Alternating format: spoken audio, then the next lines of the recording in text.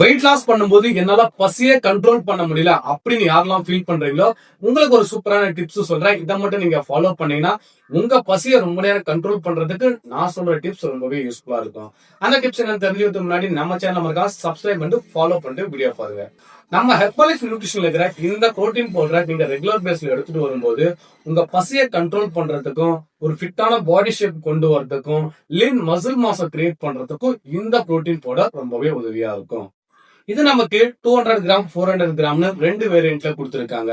இது ஒரு veg protein. இதுல Sai protein isolate, whey protein concentrate கொடுத்திருக்காங்க. ஒவ்வொரு ஃபுட்டுக்கும் ஒரு நியூட்ரிஷன் வேல்யூ கொடுப்பாங்க. அதாவது PDCAAS அப்படின்னு சொல்லுவாங்க.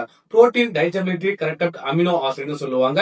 நம்ம புரோட்டீன் பவுடர் பாத்தீங்கன்னா நம்பர் 1 குவாலிட்டியில நம்பர் 1 புரோட்டீன் பவுடரா கொடுத்திருக்காங்க.